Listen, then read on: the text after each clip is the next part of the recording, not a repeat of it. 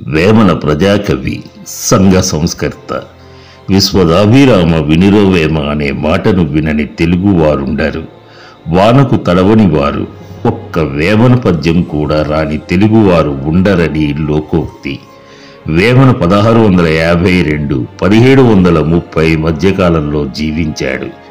వేమన గురించి ఎవరు ఏం చెప్పినా ఆయన వ్యక్తిగత వివరాలు ఏ ఒక్కరూ సాక్ష్యాధారాలతో నిరూపించలేకపోయారు. ఒక్క సిపి బ్రౌన్ ద్వారా మాత్రమే 1839లో వేమన పద్యాలు పుస్తక రూపంలో తొలిసారిగా వెలుగులోకి వచ్చాయి. పామరులకు కూడా అర్థమయ్యే భాషలో పద్యాలు చెప్పి ప్రజల్ని మెప్పించాడు. వేమన పద్యాలపై పరిశోధకుల్లో అగ్రగణ్యులు డాక్టర్ ఆచార్య ఎన్ గోపి. 1980లో వెలువడిన ఆయన థీసిస్ ఆధారంగా చేసిన వ్యాఖ్యానమే ఈ వేమన వెలుగులు. ఆయన పడిన శ్రమకు ఉడతాభక్తిగా నా కంఠస్వరాన్ని జోడించి ఎప్పటికీ వన్నె తరగని బంగారం లాంటి వేమన పద్యాలను మన తెలుగు వారందరికీ తెలియజేయాలని చదివి వినిపిస్తున్నాను. విని ఆనందించి ఆశీర్వదించండి. మీ సిఎన్ బాబు.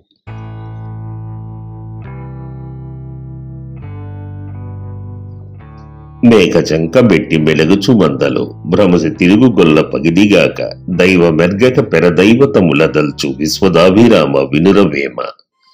తమలోనే ఒక భగవంతుడు నెలవై ఉన్నాడని తెలియక దూర దూర ప్రదేశాలకు యాత్రలు చేస్తూ తీర్థాలను క్షేత్రాలను సందర్శిస్తూ వివిధ దేవతలను సేవిస్తారు. ఇది నిజంగా అజ్ఞానం. ఇది ఎలా ఉంటుందంటే, గొర్రెల కాపరి మేకను చంకలో పెట్టుకొని అది మందలో తప్పిపోయిందని బయట వెతికినట్టు అంటున్నాడు వేమన. మెలగుట అంటే సంచరించటం. కొంతసేపునక ఇర్రి కొదమలేచి అల్లనల్లన వెలుగుచు నా కటికిని అని ఒక వాక్య ప్రయోగం. భ్రమసి అంటే భ్రమపడటమే, తబ్బిబ్బు కావటం. దేవుడు ఆత్మరూపంలో తనలోనే ఉన్న దానిని కానక బయట ఉన్నాడని భ్రాంతి పడటం. కాపరి అంటే మేక చంకలోనే ఉంది అయినా దానిని మరిచిపోయి మందలో వెతకటం, ఇదంతా భ్రాంతి. మంద అంటే పశువుల సమూహం. పగిది అంటే విధం, వలె, సాధారణ స్వభావం కూడా.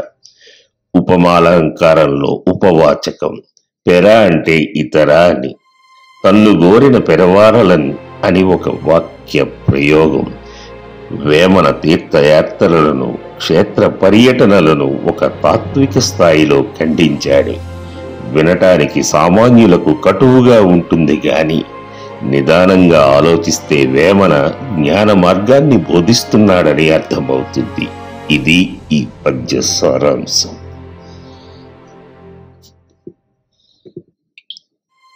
Thank you for watching. If you enjoyed this video and found it helpful, please give it a thumbs up and subscribe for more inspiring content. Don't forget to hit the bell icon to stay updated. See you in the next video.